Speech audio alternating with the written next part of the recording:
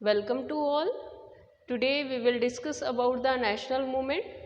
National movement की एक video मैं पहले डाल चुकी हूँ जिसके अंदर हमने कुछ नेशनल मूवमेंट के बारे में डिस्कस कर लिया था। आज हम स्टडी करेंगे 1916 से। तो 1916 में सबसे पहले लखनऊ पैक्ट सबसे इम्पॉर्टेंट है कि लखनऊ पैक्ट हुआ। लखनऊ पैक्ट कांग्रेस और मुस्लिम लीग पहली बार दोनों एक हुई, यानी मुस्लिम्स जो थे उन्होंने अपना अलग ग्रुप बना लिया था 1906 के अंदर मुस्लिम लीग के नेम से। मुस्लिम लीग के नेम से अपना एक अलग ग्रुप और एक अलग ऑर्गेनाइजेशन फॉर्म कर चुके थे। पर 1916 के अंदर लखनऊ पैक्ट में पहली बार जो Congress, Indian National Congress plus Muslim League एक हो गई। मुस्लिम लीग एक हो गई। अब क्वेश्चन आता है कि इस टाइम पर देखो जो इंडियन नेशनल कांग्रेस का सेशन हुआ था वो कहाँ पर हुआ था? लखनऊ में। अब दूसरा इंपॉर्टेंट क्वेश्चन कि इसके प्रेसिडेंट कौन थे? प्रेसिडेंट कौन थे? तो इसके प्रेसिडेंट थे अंबिका चरण मंजूमदार। ये इसके प्रेसिडेंट थे। अब इसके बाद में 1918 में फिर से मुस्लिम लीग अलग हो गई। तो आपको ये भी लर्न करना है और ये भी याद रखना है कि मुस्लिम लीग वापस से कब अलग हुई। तो मुस्लिम लीग वापस से 1918 में सेपरेट हुई और मुस्लिम लीग इंडियन कांग्रेस के साथ पहली बार दोनों ने मिलकर काम किया 1916 में, जिसको इंडियन हिस्ट्री में लखनऊ पैक्ट के नाम से जाना जाता है। तो इसका प्रेसिडेंट का नेम लर्न करना है। मुस्लिम लीग लखनऊ पैक्ट था क्या, ये पता होना चाहिए। लखनऊ पैक्ट कब हुआ, ये पता होना चाहिए। अब इसके बाद में दूसरा जो क्वेश्चन आता है वो होम रूल लीग से आता है, यानी 1916 के अंदर होम रूल लीग मूवमेंट चला। Home rule league movement. Home rule league movement क्या था? होम रूल लीग मूवमेंट था, home rule league movement Annie Besant ने चलाया था। किसने चलाया था? एनी बेसेंट ने। Home rule league Annie Besant ने चलाया था। Annie Besant plus Lala Lajpat Rai, ये दोनों थे। अच्छा, होम रूल था क्या? होम रूल का सबसे पहले जो फाउंडेशन था वो आयरलैंड में हुआ। कहाँ पर हुआ? आयरलैंड। आयरलैंड, ये ऑर्गेनाइजेशन कहाँ का था? आयरलैंड था। और आयरलैंड से ही इसको एक्सटेंड करने के लिए इंडिया में आए थे। आयरलैंड आपको पता है कि आयरलैंड किसके अंडर में आता था? ब्रिटिशर्स के अंडर में आता था। तो वहाँ के लोग भी ये चाहते थे कि वहाँ पर होम रूल हो, यानी खुद का शासन हो। तो उसी को बढ़ावा देने के लिए एनी बेसेंट यहाँ पर इंडिया में होम रूल लीग की इस्टेब्लिश किया। अच्छा, एक क्वेश्चन और आता है कि एनी बेसेंट से पहले लाला लाजपत राय इंडिया में इसको इस्टेब्लिश कर चुके थे और इंडिया में होम रूल लीग की जो फाउंडेशन करी लाला लाजपत राय ने, उन्होंने करी पुणे में। कहाँ पर करी? पुणे में। तो ये बहुत बार क्वेश्चन आता है कि लाला लाजपत राय ने होम रूल लीग की जो इस्टेब्लिशाइजेशन किया, जो फाउंडेशन किया, वो कहाँ पर किया? तो वो पूना में किया। जो दूसरा इम्पॉर्टेंट क्वेश्चन आता है कि एनी बेसेंट ने होम रूल लीग की स्टेबलाइजेशन कहाँ पर किया, फाउंडेशन कहाँ पर किया? तो उन्होंने किया मद्रास में। ये बहुत बार क्वेश्चन आता है कि एनी बेसेंट ने होम रूल लीग की स्थापना कहाँ पर करी? मद्रास में करी। और लाला लाजपत राय ने होम रूल लीग की स्थापना कहाँ पर करी? पुणे में करी। होम रूल लीग की जो आयरलैंड के अंदर जो फाउंडेशन करी वो रेड मार्ड ने करी।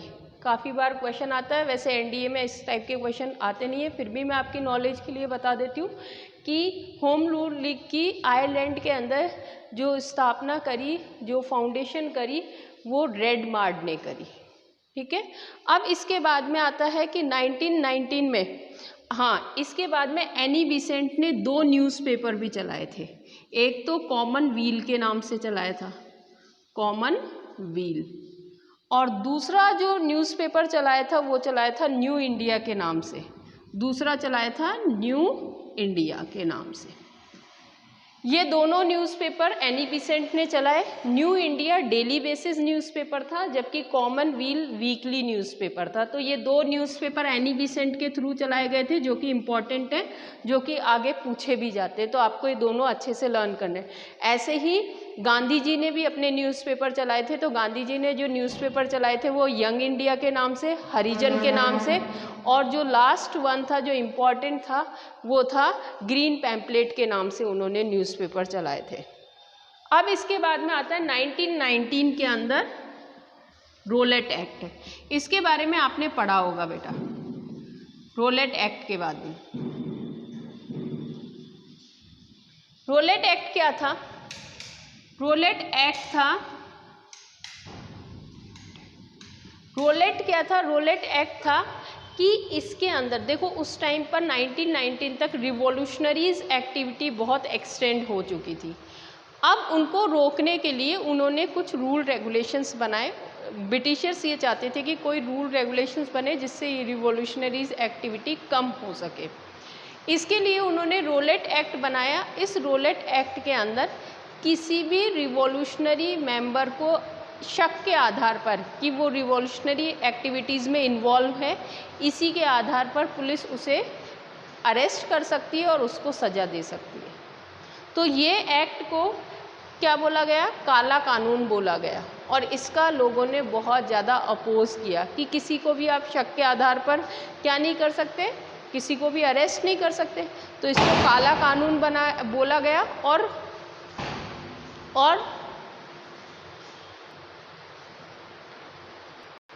अब इसके बाद में रोलेट एक्ट आया और रोलेट एक्ट के अंडर में सैफुद्दीन किचलू और सत्यपाल को अरेस्ट कर लिया गया।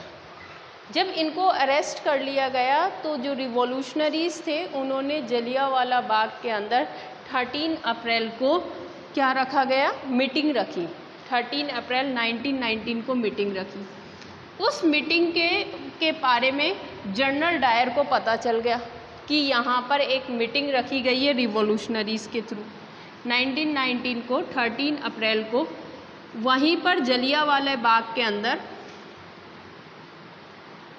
जलियांवाला बाग, इनकी गिरफ्तारी, इनकी अरेस्ट होने के एवज में यहाँ पर मीटिंग रखी गई रिवॉल्यूशनरीज़ के अंडर में, और वहीं पर बैसाखी का फेयर लगता था। अब जैसे ही उनको पता चला तो जनरल ओ डायर ने यहाँ पर फायरिंग कर दी, और यहाँ पर फायरिंग करने से मोर देन 1000 पीपल किल कर दिए गए।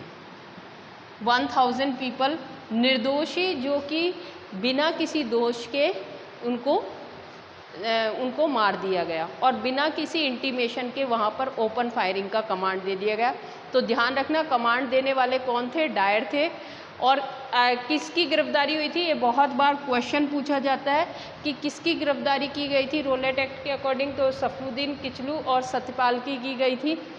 अच्छा, इनके एवज में कहाँ पर मीटिंग हुई थी? जलियांवाला बाग में हुई थी। जलियांवाला बाग इंसिडेंट कब हुआ था? तो 13 अप्रैल 1919 में हुआ था। अब जो नेक्स्ट क्वेश्चन इम्पॉर्टेंट आता है कि जब ये हो गया, ये चीज़ हो गई, तो इसके लिए कांग्रेस ने कमेटी बिठाने के लिए और इसकी जांच करवाने की डिमांड की गई। अब इसके जांच के लिए हंटर कमेटी बनाई गई। कौन सी कमेटी बनाई गई? हंटर कमेटी बनाई गई। जो हंटर कमेटी थी उसके अंदर 5 तो ब्रिटिशर्स थे और 3 इसके अंदर इंडियंस थे। जो हंटर कमेटी थी, हंटर कमेटी के अंदर 5 ब्रिटिशर्स थे और 3 इंडियंस थे। अब काफ़ी बार इन इंडियंस का नेम पूछ लिया जाता है कि ये इंडियंस कौन थे। तो इन इंडियंस का नेम था, पहला था चिन्मनलाल, फर्स्ट चिन्मनलाल, सेकंड जो था वो था शहबाद सुल्तान अहमद और थर्ड वन था जगत नारायण। वापस से इन तीनों के इम्पॉर्टेंट नाम हैं, तो इनको आपको अच्छे से लर्न करने हैं कि कौन कौन थे। सुल्तान अहमद, चिन्मनलाल और लास्ट वन था जगत नारायण।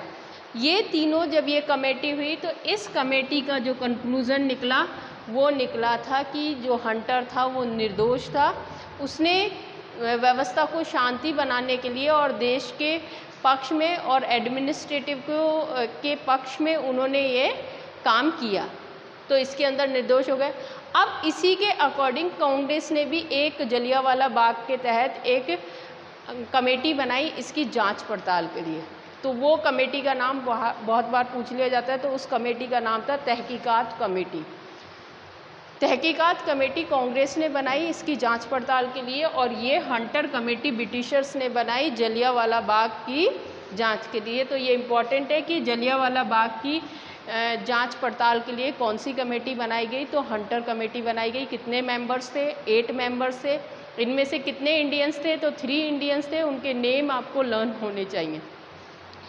इसके बाद में आता है कि 1919 में ये हो गया और 1919 का ये रिवॉल्यूशनरी मूवमेंट ख़त्म हो गया। तो अब हम हमारी नेक्स्ट वीडियो के अंदर कुछ रिवॉल्यूशनरीज मूवमेंट के बारे में पढ़ेंगे। अभी तो हमने नेशनल मूवमेंट के बारे में पढ़ा, अब इसके नेक्स्ट वीडियो में हम रिवॉल्यूशनरीज मूवमेंट के बारे में स्टडी करते हैं। Thank you. आई होप कि आपको ये समझ में आया होगा अच्छे से। Have a nice day.